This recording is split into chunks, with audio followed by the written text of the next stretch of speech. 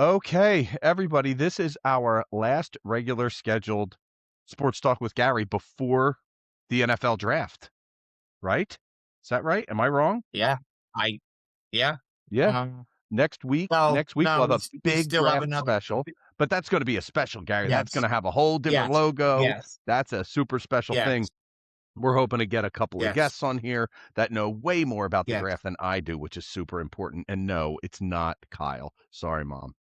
Uh, Kyle is texting me right now. I wonder what he's saying. Then I'm excited, Nick, because in 2 weeks we'll hop back on and we'll get to talk about the Eagles' first round pick. Yeah, yeah, that'll be fun. I love a draft recap. I love that. But Yeah, before we do anything else, Gary, we have got to know, yeah, how did you and your household make out in your March Madness brackets? yeah. My son Noah actually won the bracket. Um, Ah, he yeah, he had 3 out of the 4 teams in the Final Four. And he had, UConn beating, Michigan, so he lost there, but overall he won. He had 3 out of 4 teams in the Final Four. oh, So he won, and I asked him this morning because I knew, Nick, I knew you were gonna ask me this question, and I said, "No," I said, "Where do you wanna go for dinner?" Because that's what's at stake here. mm-hmm. Winner gets to pick dinner, Did you and so pass him he's 20 gonna go Red bucks? Rock. What's up? Did you give him 20 bucks and tell him Cheesecake Factory kid if you know what's good for you? No, no, he's Oh, no, no, I should have done that. That's a veteran move right there. I didn't do that. But we're gonna go Red Robin. He's gonna go Red okay. Robin. All right, let me ask you Yeah. this. And would you guys go to Red Robin and sit there and eat? Yeah, we Like when we go to Red Robin, we go there to eat. you're not gonna do takeout? No, we eat there. We never do takeout at Red Robin. We eat there. Yeah, I mean, look, that's smart. Now, Yeah. I told you I was gonna give I you love the bottomless fries. I love the fries there. they do make good fries, you're not wrong. Oh, Uh, I'm a big fry guy. I'm a fry guy. I did promise you, a dad hack last week about kinda eating out and takeout and stuff, so here you Yeah. go, because someone already ruined it for the internet, I've seen it out there. We order a lot of times from this, Tex-Mex place near us called Gran Rodeo, and it's Okay. pretty good. Like, I'm not gonna it's not Yeah. 5 star, it's not Michelin anything, but it's good. And we Yeah. order food. I don't wanna go there and sit there because I don't wanna pay a tip to a waiter to bring me the food. I just Sure. wanna go get it. Sure. So, we Yeah. order it online because no one in my family will talk to a human on the phone, and Yeah. someone has to go pick it up. And we take a vote, really, right? I vote that she should go, and then she votes that I should go, and then she gets an extra vote. She explained it to me. It made a lot of sense. So I go pick up the food, but as soon as we hit enter to submit our order, I get up and I put my shoes on and I leave. And she says, "Well, where Yeah. are you going?" I go, "Well, I want to get there so when I'm there and the food is hot and ready, I can grab it and I can leave." Yes. That's not Yes. that's not why I'm really going early, all right? So, newsflash, everybody.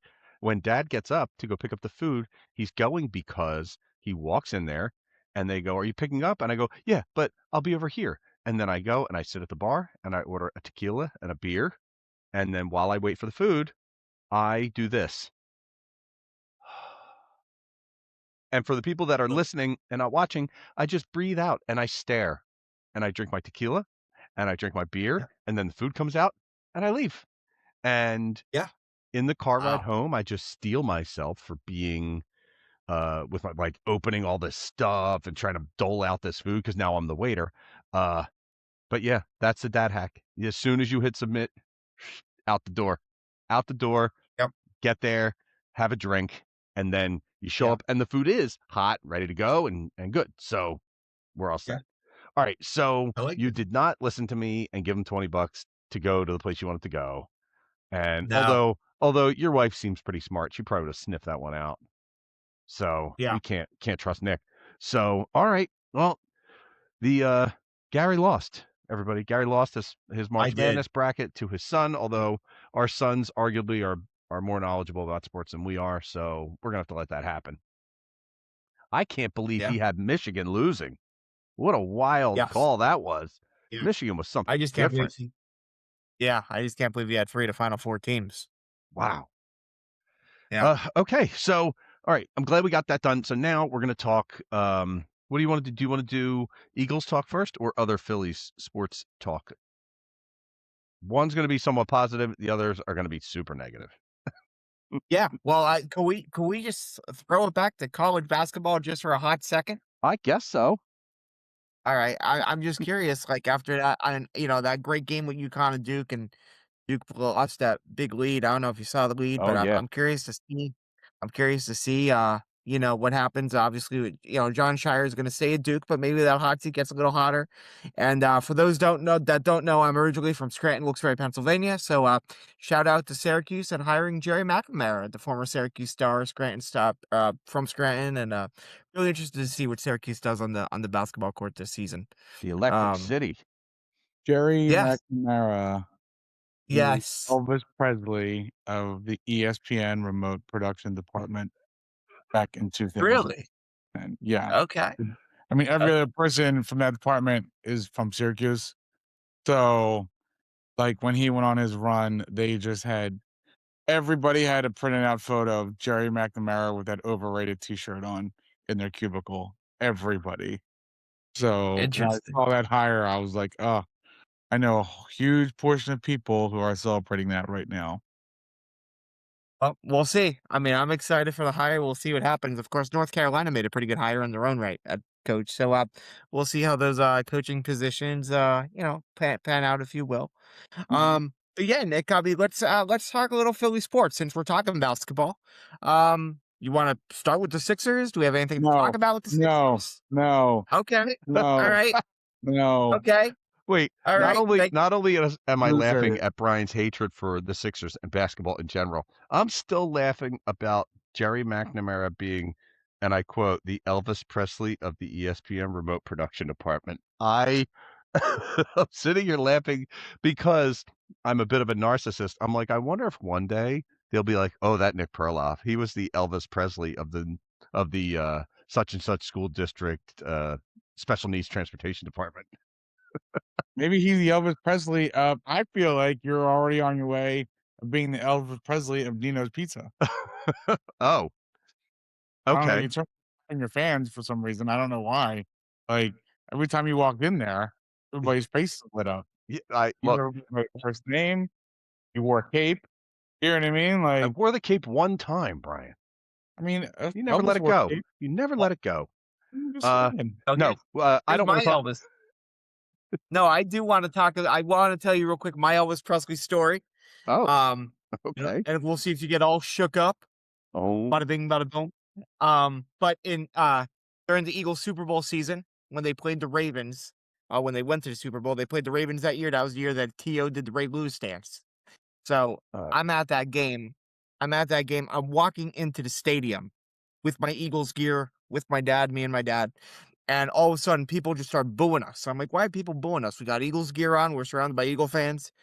I look behind me, and it's a Ravens fan dressed in an Elvis Presley costume in Ravens purple. And well, so that's why he well, was wait. getting booed, and it Was this a Ravens fan in an Elvis Presley costume, or was it Elvis Presley? And is he a Ravens no, fan? yeah, no, I gotta say it was the costume, and it was relevant because I believe that game was actually played on Halloween, if I'm not mistaken, so that's why he was Oh, dressed up. But an adult. what a game. That was the game that T.O. scored the touchdown, did the Ray Lewis dance. They had the black uniform. That was a big game. That was a big game, Yeah. big win for the Birds that day. It was a great game. But Ugh, yeah, adults wearing Elvis Pre costumes, I'll tell you. yes. Yep. Elvis Um, Presley got booed mercifully at the Link that day. Yeah, it'd be like we that can sometimes. let's start with the NFL because I have a really important question for you, Gary, that we need you to Okay. confirm. Were But you real quick, just on the record really quick, our Sixers talk lasted about 3 seconds. Okay, moving on. That's pretty much Um, that's what they deserve. That's 3 seconds too yeah, long. That's what they yeah. deserve. Go ahead, Brian. Um, so according to this story, I just need you to confirm this or deny it if possible.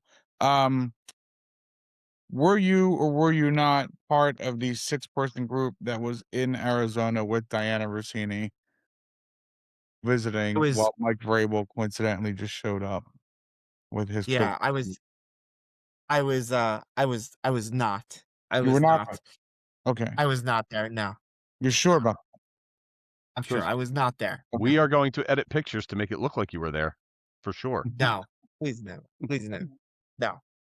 I don't even, to be honest with you, I don't even know what totally went on there, but I was not there. And I will go back to something Nick said. Nick has said this from day one. Nick has said that AJ Brown will be on the Eagles this season, so we'll see what happens there. You find it a little interesting that a lot of the AJ Brown trade talk to the Patriots comes coincidentally from this one specific person who, regardless, I don't know. I to me, I get it. Like people are saying to me, I'm like, all the other stuff, I don't give crap. But I'm like, I feel like it's weird if you consider yourself an insider and you're hanging out at resorts on the side with people that would be your sources. Like there doesn't seem like there's a line there. You know what I mean? Like I get it. Mhm. People are like saying, well, the Schefters and the Shams and the Rossinis, like they're not journalists, they're information brokers, which I have no idea what that even means. Like, so, excuses them essentially for being PR extensions of the teams Yeah. for the networks. Which to me, when I found that out with the essentially in the Gruden lawsuit, when I found that out, I was like, ugh, it kind of like was sort of like a wrestling is fake type revelation to me. Like, oh, but these guys were like working hard to get it in spite of the team trying to withhold the information. So for that, Yeah. I Well, was like, for the receiving, I'm like, it's just not good in terms of like journal, like work wise, right? Like all the other implications, all the other things that people are applying. Okay, whatever. That's just naturally people being fools. But like, I'm like, oh, that kind of stinks, right? yeah.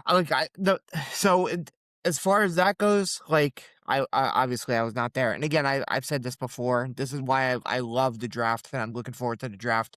Maybe AJ Brown does get traded. I don't know. Um, I do know that Daniel Jeremiah went on a podcast, and there's a lot of there just seems to be a lot of mock drafts out there now with the Eagles going wide receiver in the first round. But at the end of the day, like we're gonna find out draft weekend if AJ gets probably traded or not, even if it's later on down the road. Because if they go wide receiver in first or second round, like maybe that's somewhat of an indication. We'll see. As I said to Nick last week on the podcast, like if if AJ Brown does get traded, in my opinion, the Eagles this year are not as good of a team. They're just not. However, they get him off the books financially, and now you could extend a Quinyon Mitchell, and you could extend a Cooper DeJean, and a Jalen Carter, and a Jalix Hunt. So, and they want to keep that core together. So if AJ Brown gets traded, the team takes a hit. It really does.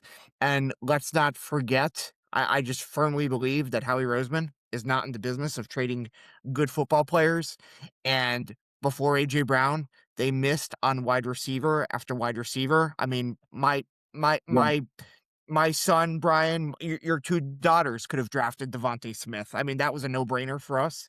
Um, so we'll see. And the Titans drafted Trayvon Burks, Brian, and what did he turn out to be? So, um, we'll see what happens with AJ Brown. I hope he stays. But we'll see what they do draft weekend. I mean, if they take this kid from Indiana, the wide receiver from Indiana, now you're seeing this wide receiver pop up from Washington. We'll see what happens there. Now, I just What do you Northern, think? Do you think he gets Brian, do you think he gets traded or you think they keep him? I think after this Rossini story and Vrabel story, I think it's more likely that he stays. I'm like, yeah, oh, Okay. okay. Well, now this is okay. I get it now. Like she's just trying to, regardless, like she's just trying to feed information to maybe force a narrative to get him out. I don't think he's going anywhere. I don't think he's ever going anywhere. I think the mock drafts that have them taking a wide receiver are just lazy predictions, honestly. Like I don't think Yeah. there's any research or depth in that decision making when they're putting up there. I think they're just like, oh, I have 30 teams. I got to quickly put something up for somebody. Oh, they're Yeah. talking about AJ Brown. Oh, this is an eye grabber. I'll say this, but no, there's no. And you're right. As an organization, they have an absolute blind spot on drafting wide receivers, especially in the back half of the first round. So no, Yeah. that's not gonna. I absolutely don't see that happening. How about Yeah. yourself? Well,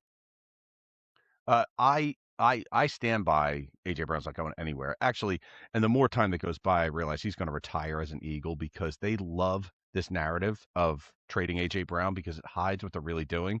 And I think what they're really doing is they are entertaining trade offers for Jalen Carter.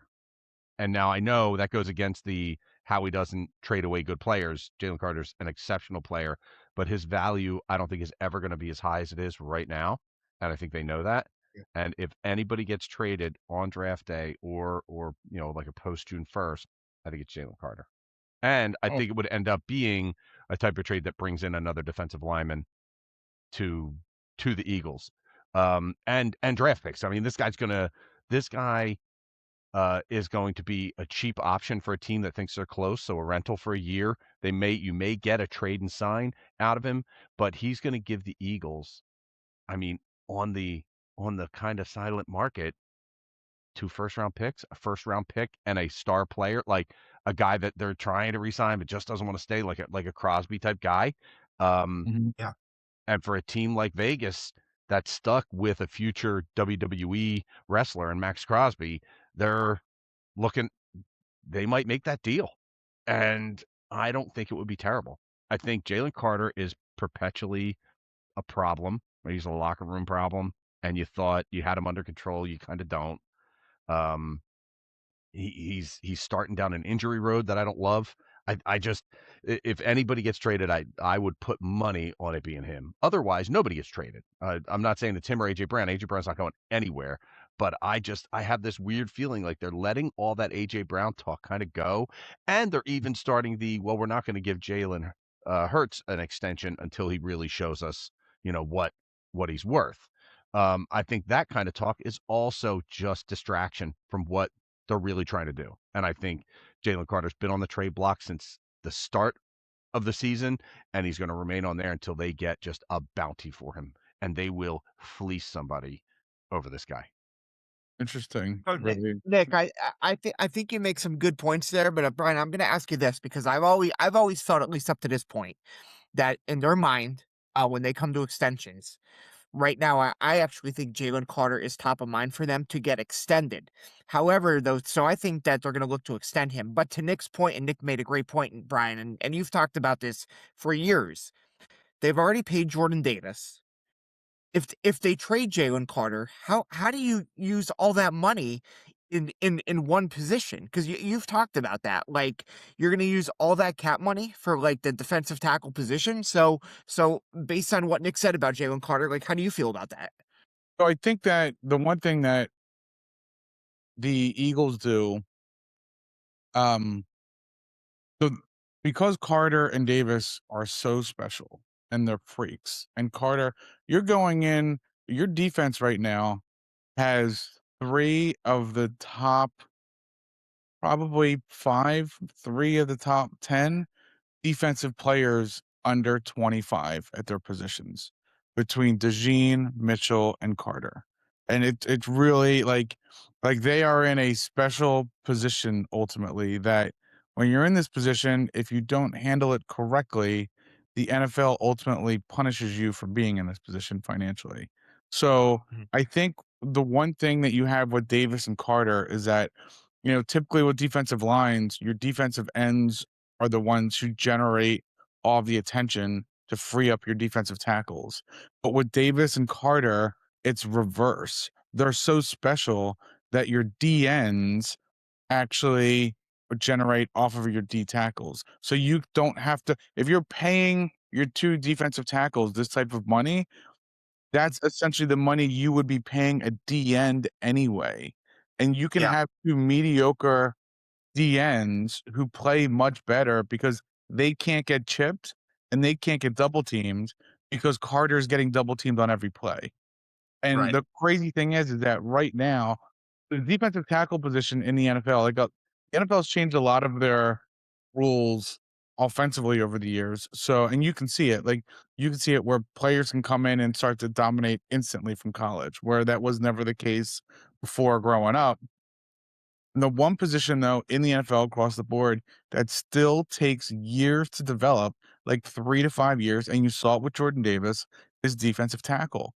And Yeah, when you take that into consideration and you realize the impact that Carter has had just on pure talent, he's only playing on pure talent, nothing with experience. Like, this was only, what, his 3rd year in the league? Like, so, like, with that being said, he's gonna be so much better. And I think he's the closest thing to Jerome Brown this team's seen since Jerome Brown. Like, I really do. Yeah, I don't but I think that yeah, ultimately what they're going to do is they're going to earmark Carter, Mitchell, and DeJean as the 3 guys going forward at the core of this team. Like, they're going to yeah, be probably 3 of the 5 highest paid players on the team, rightfully so, and I think that you're gonna like, I feel like Mitchell and DeJean are going to end up being like Brandon Graham and Fletcher Cox. Like, they'll never yeah. play for anybody else, you know? Interesting how you said team and not even defense. So, Yeah, so yeah, and I know they hold DeJean in high regard, but again, Nick, to your point, obviously if the phone rings, how he's going to pick it up, he's going to listen. Yeah. And they might offer something for Carter that's just too good to pass up. But again, I've always felt that the next big Eagles news that you're going to hear, or at least that next big extension they're going to work on, is the one for Jalen Carter.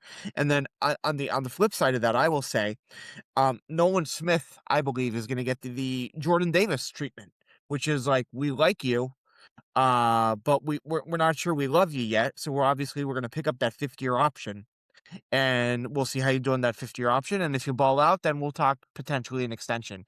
And that's why I think, guys, especially in this draft, at least in my opinion, you will not see the Eagles trade out of the first round in this draft, or maybe some other drafts moving forward. To me, it just doesn't make sense because now you have that 5th-year option, which is huge. Yeah, I mean, you bring up Nolan Smith, and I said Jalen Carter's the only guy I see that you that they would trade, but Nolan Smith is not a horrible option because on the heels of what Brian said, like Nolan Smith has some really good games because of the guys on the interior of that line, not because of his Yeah, own skill. Like, he's a nice player, he's a talented player, but he looks so much better than he is because of those 2 guys that yeah, you may get a bounty for him. And yeah, not really have to worry too much about replacing him with a superstar. Like, I don't think Nolan Smith, Brandon Graham was a superstar. He's not now. He's kind of, he's getting a little long in the tooth, our BG. And even Jalen Hunt, like, they're not superstars. At least Hunt is not yet. Um, right. so again, not something I would be horrified to see. Like, I like Nolan Smith. I'd like him to stay. Like, when we draft guys and then you win a Super Bowl, I'm kind of like, I want them all to stay forever. But obviously that can't be the case. Yeah. So um, And yeah. I think it's just And I something was and interesting moving forward to see what he does draft night. in yeah, regards to Nolan Smith, I wouldn't be shocked if he's traded for a mid-round pick in this draft.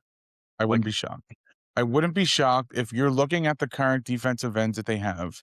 I wouldn't be shocked if they trade Nolan Smith because you really haven't gotten a full year out of Nolan Smith yet, where right. you're like, okay, this is an every down defensive end, which as a first round pick, that's sort of what your expectations are. I wouldn't be shocked if they traded Nolan Smith for a middle round pick and at the same time within the next year tried to get Jalex Hunt for an under like a very, very valued contract extension because I think Jalex Hunt has the type of defensive end motor in him, like a Jared Allen, like a Trent Cole, where those types of yeah, undersized DNs where he could really be impactful. And I feel like he is somebody also that is going to be very good as he continues to progress in this defense. So I mean, I look at it like, and yeah, like you're saying, Nick, like Nolan Smith really has benefited from playing next to Carter, those last few years. He's really been able to make a name for himself, and I think that they know that, and I think that they're like, "Hey, we should probably take advantage of it," because again, like, they've never gotten a full season out of him, Right. and that's saying something. It's kind of like, and not to take you back to Sixers talk. So it's just a comparison, but Yeah, I gotta you go. I gotta go. so like, Yeah, but I'm four years I'm ago, in the tunnel. I'm gonna lose my connection. 4 years ago, the Sixers should have traded Joel Embiid, and they didn't. And they're stuck with him and they can't get anything out of him and they're not going to win. And like, I think it's kind of one of those situations where, like, the amount you can get back for one of these guys is so much greater than they are to your organization. Now, it could be worth it for a Jalen Carter in Vegas or in, I don't know, Arizona or somebody that's going to overpay for him.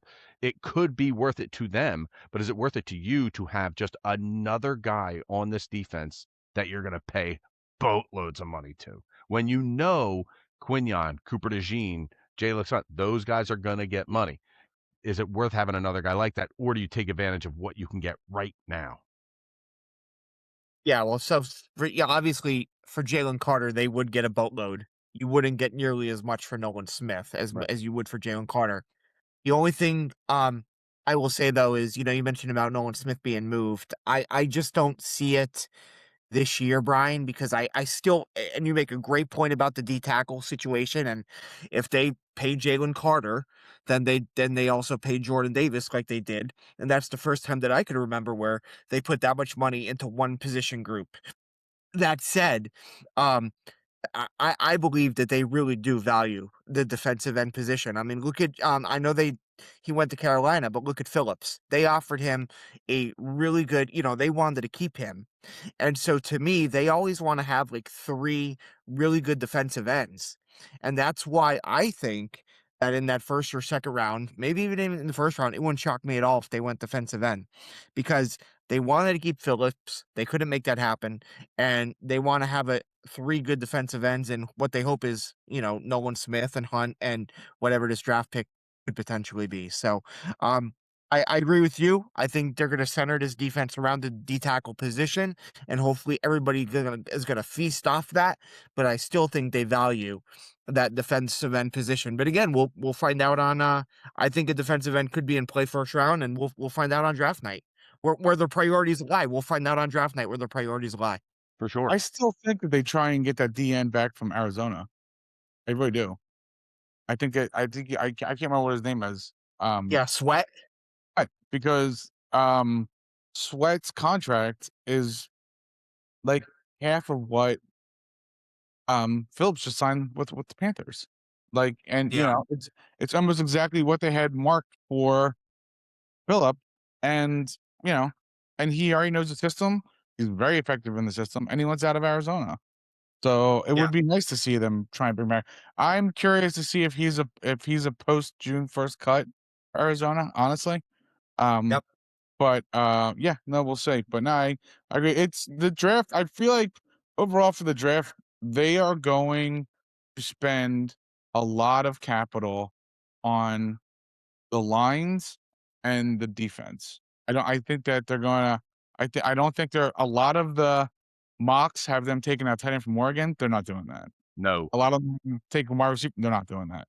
This is a offensive tackle heavy draft, and they're gonna factor that in. Yeah, And and then I mean, you remember not 3 years ago, it was the Eagles had top 5 offensive line, maybe top 2 offensive line in the league, and it was that way for several years, and then last year, it did not look like that, yeah, and so I think they heard that loud and clear, and I think you're right. I think they're gonna go heavy with offensive linemen in this draft. First round, I'm a definite they're taking an offensive lineman in the first round. Definite. yeah, and Okay. like deep and DN too, like defensive line. I because they as an organization, they love their depth at D line, Mhm. and so I could see them taking a D tackle in the mid rounds. I definitely see them taking them uh, see them taking a defensive end, Gary, like you're saying, and safety. So I think it's like in terms of what their focus is, I really do. And then, they'll try and throw a pick at a slot receiver somewhere. But I think ultimately that's where we're looking is the lines and more or less the defense because they know those contracts are coming for Carter, DeJean, and Mitchell. Yeah. So they're gonna need heat talent around those guys in order to be able to then turn around and still pay Devontae Smith as a number 1 2 years down the road. I mean, and they're gonna have to extend Mailata again at some point, So like it's gonna be I think that's what the long term thinking is, and I think this is a draft to take advantage of that. Fair enough. Fair Yeah. enough. We'll I gotta. And last thing for me, Nick, Yeah. I got my eye on another position group, with the Eagles, but I'll save that for our draft show. I'll Yeah. save that one Yep. for the draft show. And I'll just say this, Nick and I have talked at nauseum. Both of us have talked at nauseum about the safety room with the Eagles right now and how I just don't like it. I don't like it at all. And yet, in my 44 years of living, to my knowledge, I've never seen the Eagles take a safety in the first round. So, like, we'll see what happens there. Oh yeah, that's not gonna happen. I mean, they don't value as an organization. Like, they just don't value the position of safety, right? So, I mean, they could have paid Blankenship. He didn't leave for an exorbitant amount of money for Houston. But I just No, think, they're thinking like, it's a turnover position. We sort of see DeJean as a safety in terms of moving him around as a chess piece. So, like, back part there, like the two positions, safety positions in the back, we can sort of skimp on. And I think that that's what they're ultimately thinking here is that like they're never going to spend a first round pick, and which would lead to a massive extension down the Right. road on that position. It's No, just they're not going to. not. They and I think I talked to you about this last week, Gary's. They Howie Roseman loves to look around the league at defensive backs and safeties that have already established themselves as starting players and then bringing those guys in. Now, Cooper DeJean, Quinyon Mitchell, these guys are exceptions to that rule, but they are exceptional exceptions to that rule. But he like Tariq Woolen, he brings that guy in because he knows that he can play. That gives him the opportunity to not take a corner in the first round because it's just such a gap between college and the NFL talent wise for these guys that I agree with the mode of thinking. Like, why don't you see what they can do first and then try and go get one? all right. Well, I will save my thought. I will save my thought for the draft show. Right. Um, but look, Brian. Normally, I would agree with you on the safety on the safety statement. Having said that, didn't we say all these years about the Eagles? Oh, they don't value linebacker. They don't value linebacker. Well, they extended Zach Bond and they drafted Jahad Campbell. So we'll see what happens at the safety position. All I know is they need some help really, really bad in that room before September. No, All I right. agree. So I agree. so we'll do a little bit more of that during our draft special next week, where we hope to have some guests. I know Gary, your nephew, is going to come on and kind of Yep. educate us a little bit better. All right. Um, Yep. so if we can divert and talk a little bit about the other Philadelphia sports, not basketball, Okay. but Brian, I don't know if you know this, but I went to a freezing cold Phillies game, and the temperature in my heart every time the Phillies on is just as cold. Like Oh, I'm looking at a team that just their give a damn is broken. The errors I see, like I I saw things happen in the last couple games. Now, first they sat a bunch of guys during a starting pitcher's game, right? Who's our number one right now? I'm blanking on his name.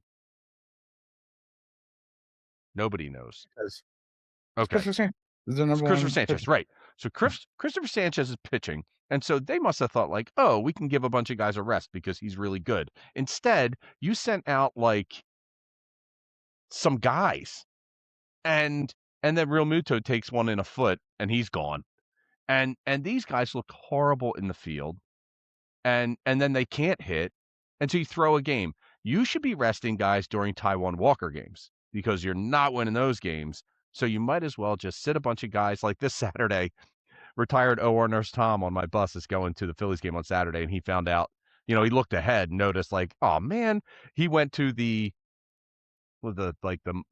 first Monday night game, which was Taiwan Walker, and then his next game he's going to is Taiwan Walker. He's like, great.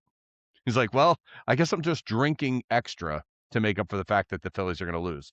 Uh, am I diving down into a bad space, or am I justified in being really down on this team right now? So here's the beauty of baseball, right? Baseball is it, you have to remember baseball is every day. Right? In fact, as I get older, I love baseball more than all other sports because it's every day.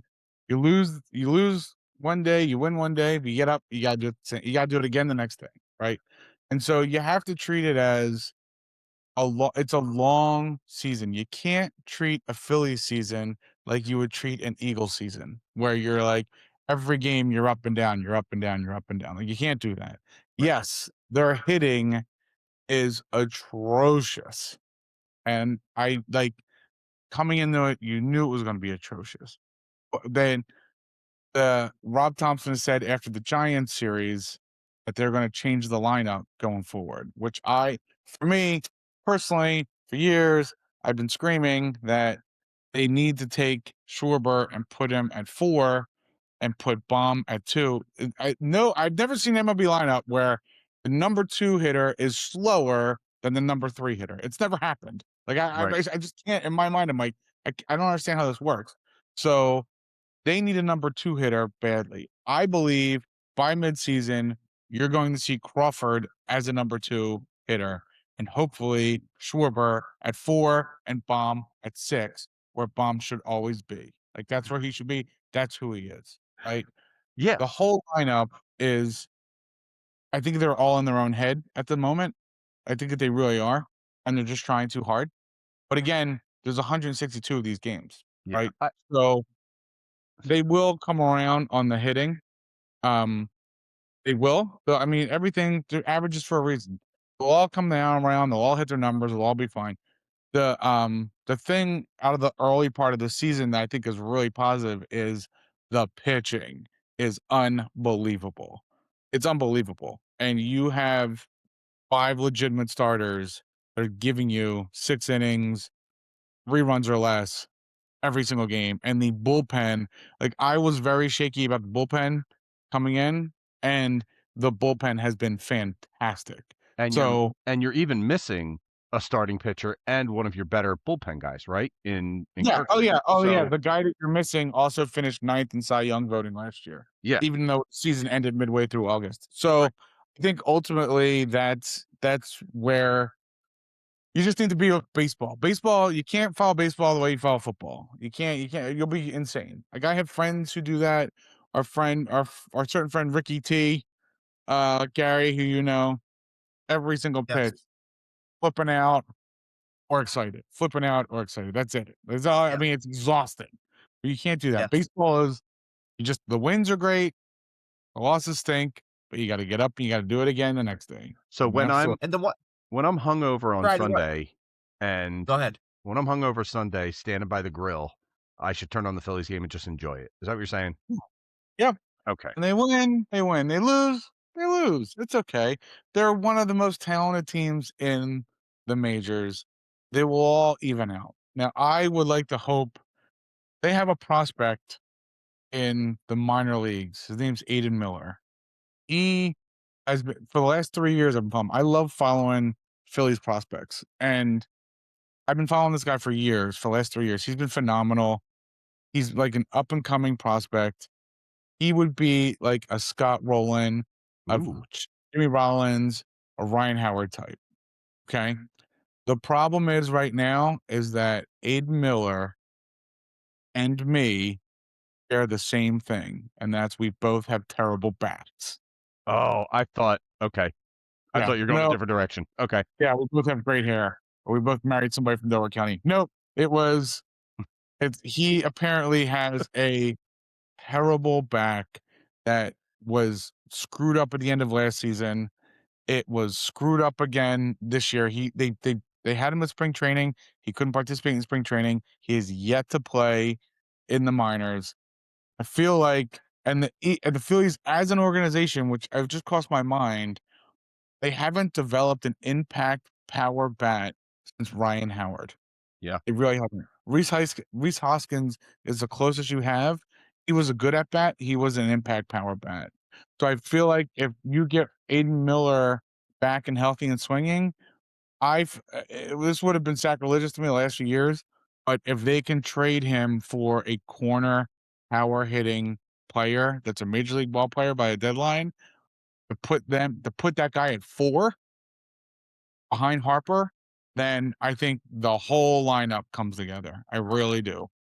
But yeah, And no, I Brian, mean, go can ahead. I say too, Brian, as worried as you are about the hitting, I think there's potentially two positive things here. At least from what I've seen, and you guys are closer to it, but it looks like the pitcher Painter, he's as good as advertised. Yeah. the kid Painter. He Yeah. is. And the other thing is, I think it's no secret, when the weather gets warmer, when the weather gets to June, July, and August, obviously Citizens Bank, that's a hitter's park. In fact, the one time I was at a Phillies game and I ran into Greg Wazinski, and I asked the bull, I said, "How would you like to hit in this park tonight?" And he looked at me and he goes, "I'd like to hit in this park any night." So I think as the weather gets nicer, hopefully you're going to see better hitting, and the bats will kind of get hot. And then to your point, Brian, like at the end of the day, like all you want to do is play October baseball. Yeah. So you play October baseball, and maybe they make a move at the deadline. It's interesting though that you said in regards to Ada Miller that you see him more as a potential trade chip than as maybe a guy that they might bring up and add to that roster as they get closer to the postseason. Yeah. You know, look, the one thing I know, I was on this pod before the Philly season started, and I talked about Painter and Crawford. I think Painter and Crawford are two unbelievably high impact players, and they're so young, and I think they're unbelievable. And I think adding those two guys alone, like Andrew Painter is Cole Hamels, put it in perspective for people who are listening. Cole Hamels is the best Phillies prospect pitcher ever drafted, developed by the organization. Andrew Painter is just as good, potentially, if not better than Cole Hamels. And so he's your 22 or 23-year-old fifth starter right now. And that fifth starter, Yeah. as the season goes along. Now, look, it's his first year, right? It's only his second game. He's going to have great games. He's going to have bad games, and that's going to be okay. But by the end of this season, your pitching rotation, if things hold true, your number 5 starter is probably going to be Aaron Nola, which is insane because, Yeah, like, that's he's insane. a number, even though he drives people insane because he's not Chris Wheeler and because he's not Sanchez, like he's still going to give you 6 innings and 3 runs, and that's more than enough that you would want out of a five starter. I can So hear Yeah. I can hear my brother screaming right now as he hears you say Chris Wheeler. oh, Zach Wheeler. but but I think, I think ultimately that's where it's going to end up. And then with Crawford, like Crawford is he was the fastest player in minor league baseball last year, and his average, the only thing that was holding him back organizationally, according to them, was that he couldn't hit for power. But they don't need a No, guy. They need a guy who can get on base, and they need speed on the base paths. put the ball in the field. Yeah, like that's what they need at the top of their order, and that's what Crawford's able to give them. And I think that the longer Crawford goes here too, the better he's gonna get. And like to get all this experience at center field, and he's gonna have his ups and his downs, like every prospect, you know. But I think he's a real talent, and they added both of these guys to this roster for nothing, and I think that's remarkably better. Um, but ultimately, I feel like if they can just get a corner power hitting player, which they are rare right now in Major League Baseball, they can somehow get that type of guy at the 4 hole. I think the lineup will just explode in terms of where everybody should potentially be hitting. All right, excellent. Well, good. I hope you're right. Right. I hope you're right. I got another baseball question for you though. Look, it didn't happen. It is what it is. But how better would this team look if they were able to finalize that deal for Bo Bichette? Because I was a huge Bo Bichette fan. So I love Bo Bichette. I do. My only concern with Bo Bichette is that in signing him, he's that number 2 hitter I was talking about, right? Hey, he'd be your number 2 hitter, and you'd put Schwarber at 4. My only worry with Bichette is that Bichette is terrible defensively. So now you would have a terrible second baseman defensively. Trey Turner's a mediocre average at best defensive shortstop. And then Bryson stopped playing out of position at third. And then you didn't re-sign JT Realmuto, who is also a really good defensive catcher, for now Marshawn's playing almost every day, and you take a step back from that. So what you would have gotten from him offensively, yeah, it would have been splashier, but defensively in the infield, it would have had like impacts, waves of impacts that I think would have negatively hurt the team. Yeah. And I'm excited, like you said, about the pitching because I still think, in the postseason, pitching is gonna win in the postseason. So, Yeah, no, I and agree. I just, to and I to don't. your point, Nick, when I went to a Phillies game last year, like you went this year, beautiful weather, little hot, beautiful seats, but it was the day before the All-Star game last year, and I was scheduled to see Zach Wheeler, and I was really excited to see him. That was my son's first Phillies game, and Yeah. instead they went with a bullpen day. They lost to the Athletics. They lost to the A's. They got clobbered that day. So that was a little bit of a downer. So I kind of feel your pain there with your experience at the game this year. I don't think you do. My feet were freezing. You understand? No, that is true. Freezing.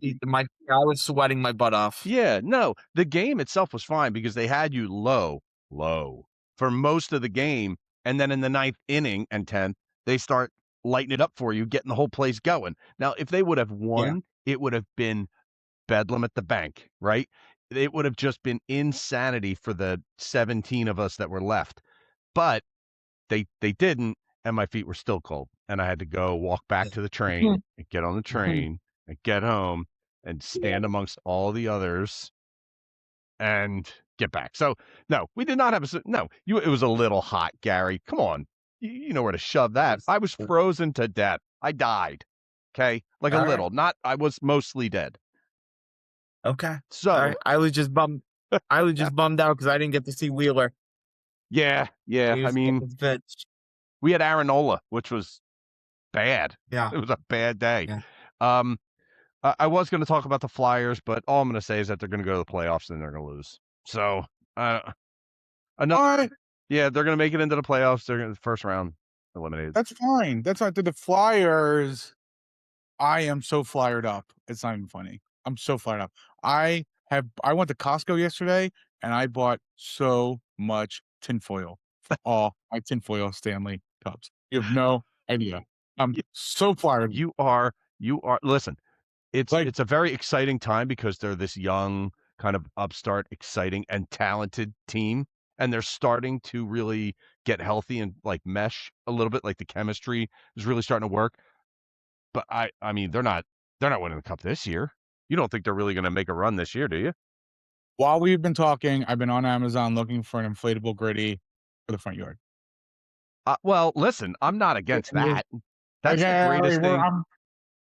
I'm so fired up. No, no, this isn't about winning the cup this year. It's about in the NHL. The NHL is the only sport of all of them that has an actual legitimate hard salary cap in it, and is very and since COVID, the cap has gone down, and so it's been very, very. It's not and the NHL to build in the NHL and to build your team up, especially for how terrible of an organization the Flyers were from top to bottom for so many years, it takes such a long time to build your team. And you have to build it through the draft and through smart signings. And so I give a lot of credit to Briere and Keith Jones. They were like, this is a 5-year plan to just get back to the playoffs because of like how little talented they actually had and how many screwed up contracts they had on their books from the previous regime. This whole stretch, regardless if they get in the playoffs or not, this experience for this team, which is so young, they're so young. Yeah, They have 3 different players in Barkey, Bump, and Martone, who just joined the team 10 days ago, all made their season debut this year, and they're yeah, so young, and it takes in the NHL, it takes roughly about 3 years for prospects to just get used to the NHL, and then um, they have their little they have their I can't believe I can't pronounce his name correctly, the right winger from Russia. Mishkov. Um, yeah, he when they drafted him, that was like, they didn't plan on him coming over until next year because Yeah, of his Russian contract. hmm And so you have him, he's this 19-year-old kid. He has to learn how to play in the NHL. He doesn't speak any English. He just sits in his hotel room and watches American television to learn English when they're on the road. Like, it's crazy. For these young kids to get this type of close to playoff experience, and on top of that, actually get into the playoffs and get any sort of experience is a win for the organization. This whole stretch is a massive win for the organization. They have another guy, defenseman, Jamie Drysdale. He's young. Really They good. traded the top prospect for him because of some stuff that was going on behind the scenes. He has really grown up and developed. Them hiring Rick Tocchet has done a really, really good job with the team. When you see all these guys having career years, and you have these young players really jumping forward in their development at such a young age, that's a real reflection on the coaching staff. And the goaltender Vidar, I mean, he only had 14 career wins as a career best for the previous years. He was a journeyman goalie. He's had 28 wins this year already. Like last night aside being a bad game, like he's been their backbone. And so Yeah. the whole thing is, it's exciting to see. It's always exciting to see a young team come together, regardless of the sport, except for the Sixers because they're losers and they're always going to fail. But like it's always just really good to see this, and it's always exciting to see, and it's always exciting to see the city come back to a team and make it relevant again and get excited. And I don't think that there's anything better in spring than Flyers playoff hockey. Like I still remember where I was for Game 4 of the Eastern Conference Finals for Flyers Rangers in Madison Square Garden when Lindros scored the game winner for that game to take Game 4 and go up 3-1. We were in your house, Nick. Everybody exploded. We all jumped on you on the couch. Like it was crazy. It was so much fun. Except for Playoff getting jumped hockey. on. That was not as Well, much I fun mean, for me. you were going through something. You really needed the attention. Everybody knew it. So like we're just looking for an excuse to pump up your confidence. Right. But like ultimately, at the end of the day, like those are the type of things that you remember growing up, and that like because of the intensity, there's nothing that matches playoff hockey in terms of intensity anymore. And for this team to be able to get in and maybe just get a little bit of a taste, and on top of that, more likely than not, if they get in, their first round opponent is the Penguins. Oh, Are the Penguins. So you have Sidney Crosby coming in. Like big. it'll be a lot of fun. It'll be a lot of fun, and it'll be a rivalry. So I think it'll be good. So no, I don't expect them to win the cup. I would love to see them be this team that's too young and doesn't know what the pressure is because they're too young and they're playing with house money and they go on a run. That would be great. But even if they show up and lose in 5 games, just the impact of the run alone to get to the playoffs would be something that would be phenomenal.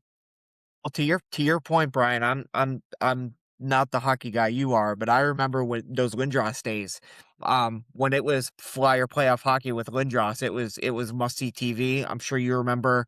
I remember the game. They were on the road against Penguins, and it was. I just know that game went to maybe 1 in the morning or deep into the night because Oh, Five they damn. scored. overtimes. Five Yeah, overtimes. I was watching that I game and I woke up my house. Like at Lindros and those Flyer teams in the playoffs. I mean, they were must see TV even for me. I so I for that playoff game, I can tell you exactly where I went. So we were in college. Mhm. That was I believe 1999, 2000, 1990, yeah, 2000. right. Yeah. The So spring of Yeah. 2000, freshman year. yep. So we're in college. I'm getting ready, watch some pregame of the pregame of the game before I went out. Went out at 8 o'clock to Teak, do a night of drinking, while also trying to find if anybody had the game on at the frat house. Then was there until 11:30. Came back, turned the game on, continued to drink. Was up, watched every single shift of that game. Did not miss a Yes. beat, and exploded when they won. The Like, whole floor of my dorm went crazy because Who scored that game winner, Brian? Do you remember who scored that game winner? I know go right ahead, Nick. Jeremy Roenick. Okay. What? Yeah. Good old No, JR. Yeah, it was in like triple overtime. Yeah. was it Roenick? I thought it was Keith Primo. Oh, I it th- was Keith Primo. It yeah, I was. thought yeah. Ah, Well, no, crap. Jeremy Roenick scored the game winner 2 years later in the playoffs versus Toronto in Toronto. That's right. Mhm. Damn it. Yep. Yeah. Damn Yeah. it. See, I don't Brian, know. Did you know this about me, Bri- Gary? Did you know I was this deep of a hockey fan? I didn't think you did. you are optimistic with this draft pick they got from Russia. You think he's got some ability. Yeah, I do. He had a really bad sophomore season. I think it was pocket adjusting to him and him also, he's a 19-year-old kid, so it's gonna take Yeah. time. But since the Olympic break, he's really come about and he's really grown. And it's not about he's scoring some goals, but he's doing all these small little things that are leading to other players succeeding. And it's like those actions are starting to connect. And so you can see the growth and development. Now, the one guy on the team who everybody, he's a good player. You look at his numbers, yeah, I call him the Flyers Tobias Harris. So it's Travis Connect. Regular TK? season wise, really good numbers. Really good numbers with the organization for a long time. He's a name, like they drafted him. Um, but any big game, any playoff game, he doesn't show up. He doesn't I don't know. He's exactly like Tobias Harris. When they're like, "Oh, here's Tobias Harris in the corner, passed him, and he pooped himself." You know what I mean? Like that's pretty much what every Tobias Harris possession in the playoffs for the Sixers have been.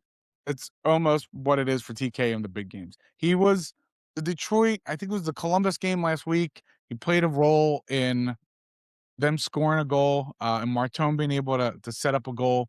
But ultimately, he hasn't had any impact on this whole stretch, which is so Tobias Harris like. So if you're just getting into the Flyers, just kind of like figuring out who are these guys, just know Travis Konecny, Tobias Harris.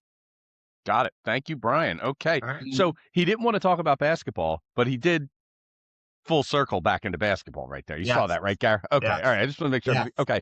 So listen, we have to wrap things up here a little bit, but before we go, I do have two things to bring up to you guys, and they're both related to the podcast. We did a poll last week of which Super Bowl was more favorable to the Eagles fan base, 52 or 59. I was one of the two votes, and we both voted for 52. So there you go. It's nice to win. Yeah. Of course it's 52. Yeah. Like, It's the best one. Now, I love this team more, but 52, like we were, I don't think I slept for like 2 days after that. yeah, Yeah. there's a reason why the phrase "you always remember your first" exists. True. You know, Very true. so like I think that the one good thing, the one topic I saw on Twitter yesterday, which got a whole conversation going with some fans, some friends I'm fans with, was if you could reverse an outcome for one Philly sports team, what would it be? And so, For me, it's easy. Go ahead, Brian.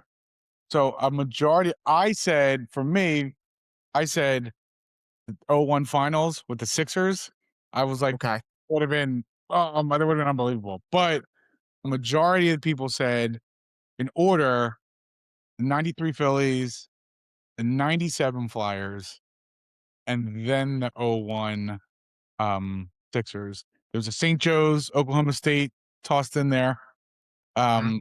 And then there was an 87 Flyers tossed in there too. But Yeah. to me, I pick 0-1.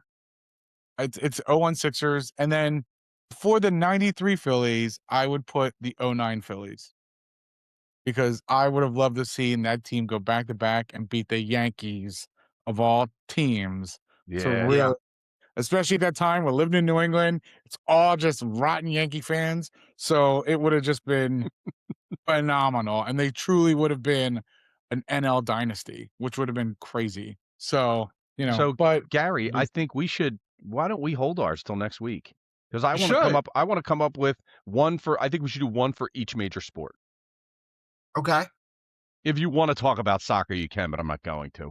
Yeah, Sure. let's come up with one game from each major sport. You could do college stuff too. I won't because I'm not a big college sports guy, but let's do this for next week. Well, I'm bursting at the seams because the I one know. I'm going to say, Brian didn't even mention. He didn't even mention it. Write it He's down. like, Write he's it down. dying to say. I I am know. bursting at the I know seams. exactly who he's dying to say. I know exactly. Should we let him do it now or wait? Do we make him wait? 2010 Hazleton Girls High School Nah, That's it. basketball I team. knew it. Yeah, I knew it. yeah. Mhm. Mhm. Brian, get the year right. It was 1997 Hazleton Girls. No, um, Yep, but yep. yeah, no, I can't believe you didn't mention it. And the franchise would have been forever changed if this I would have know, happened. I know exactly where you're going. I was sort of surprised that that didn't make the list too among the people I was talking to, but Yeah, there was a reason for it, and I'm like, "Okay, I get it. I understand." But still, it would have yeah, changed legacies, it would have put people in the Hall of Fame, it would oh have done yeah, a whole different the whole vibe of everything would have changed. Mhm. So, I know yeah, I that know what you're talking about too. yeah. That's all right. We will talk Yeah. about it. That So, St. Joe's one, Brian. That St. Joe's one was a good one though. I like that one too. yeah, yep, Yeah, yeah. I mean, I also was like, "Well, if I could reverse any decision, it would be, I'd rather have Hulk Hogan over the Ultimate Warrior," but mm, I guess we were not. indeed. Well, Uh, yeah. Randy No, we'll Savage. talk about it next. Oh We'll yeah, talk we're about gonna it do a next week, wrestling Nick, one too. because I Matter of fact, Brian, for our regular talk as we go to our WrestleMania talk in our Kick Out at 2 wrestling show, why don't we do that as well? We'll come up with maybe 4 different outcomes or one outcome that you really wish was different, and then we can expound on it. alright, we'll do one. We'll do one One. outcome. Okay. I got mine already. I know exactly what yours is. It's WrestleMania 5. Did Randy Orton beat Cody Rhodes? Uh, yeah, I'm going yes. Because for work, I was watching his interview yesterday. I had to do something for work purposes, and he looks focused and ready to go. Yeah, Mm. well, well, he's an actor, but yeah, yes, Gary, absolutely. We're watching. Yeah, it's a totally different subject, this wrestling stuff. So, listen, before we go, Gary, you asked a trivia question of our fan base. Um, I did. well, you were right. No one got it. The question was, um, in 2008, there were 2 second-round draft picks by the Eagles. The Yes. Yes. Eagles Yep. traded back to get a second-round draft pick for an additional first round in 2009. Yep. Fine. However, you wanted to know the first draft pick from the Eagles was name. The second one was Deshaun Jackson. So who Right. In fact, I was was just who was well, just for the record, for this draft, I was watching this at, at Brian's house. Um, yeah. So the in the second round, the second pick was Deshaun Jackson. Can you name the first, Nick? And you're saying nobody named the first, or nobody? you want? Everybody, Okay. everybody I talked to about it, which I think included Brian and your number one fan, Kyle, were like, Okay. what an asshole. Nobody knows this. What? Okay. Nobody. Well, it wasn't Brian then. No, it was no No. one knew. Everybody's like, nope. If you answer it, you cheated. And I had to Okay. cheat. I racked my brain with who could have been Okay. there, and Are you couldn't get serious? it. It's Wow. So am I wrong in this? Is it not Mr. Dreadlocks himself? Trevor Laws? it It is was South Bend, Indiana. Mr. Trevor Trevor Blonde Lawrence. Laws. Yes. Mr. Blonde Treadlock, So right? Brian cheated because there's no way he knew that. So, but we know that about Brian. We know It Brian was wasn't going to come Trevor here Laws. unprepared. I All right. Well, totally, like, here's Trevor now, Laws. Nick. Here's my trivia question for this week. It just came off the top of my head. We are heading into draft weekend. Do Okay. you want wait, can I say why I know it was Trevor Laws? Of course, Why? Because he cheated. Gary would used to call him when he talked about Trevor Laws, he would call him Mr. Notre Dame. Trevor Laws. Do you remember that? Yes. Yes. Yes. Gary would Yeah. talk about Trevor all the time, and he'd call him Mr. Notre Dame, Trevor Laws. That's why. Yes. I was a So big Notre funny. Dame fan Yep, in the and day. he had blonde dreadlocks, and yeah, he was yep, yep, So Gary took a very obscure piece of information and he brought it to us in the form of trivia. yeah, Yeah. yep. Shout out to Berwick, Pennsylvania, former Notre Dame quarterback Ron Paulus, and also spent some time on the Eagles practice squad. Um, but He was the number 3. here's my Beano Cook once said that Ron Paulus would win 4 Heisman trophies at Notre Dame. He didn't. Oh He my didn't win any god, Heisman that's I trophies. mean, that guy, they gave him But they gave him the 3, they tried doing he just wasn't good with yeah, the option or throwing the yeah. ball. But I liked him at Notre Dame, and I saw him at Berwick High School. He was a heck of a quarterback back then. Mm. Um, so my trivia question for this, Nick, just came off the top of my head. I know Oh, the draft's coming up, oh and boy. we'll see what they come back with next week. Okay. Okay, I'm ready. Former quarterback, Eagles quarterback, AJ Feely. What college did he come from? And don't look it up. All Wait, do I right. have to wait a week to give the answer? All right, Brian, you already know it. Do I have to wait a week? Yeah, Yeah, you you do. do. Okay. Yeah, you do. You sure? Yes. Yes, for sure. Okay. And in Okay. fact, I'll even throw a bonus question to that Oh, because I good. believe, if I'm not mistaken, I believe, if I'm not mistaken, AJ Feely is married to Heather Mitz, Yes. former soccer star. Mhm. What college? What college did she come from? Look at She was a you. soccer star. She was a soccer star in college. What I college did she come from? Do you really think people are not gonna know where AJ Feely came from, I college-wise? don't know. I don't That's know. gonna be interesting. I mean, he thought people would get Trevor Laws, and they did not.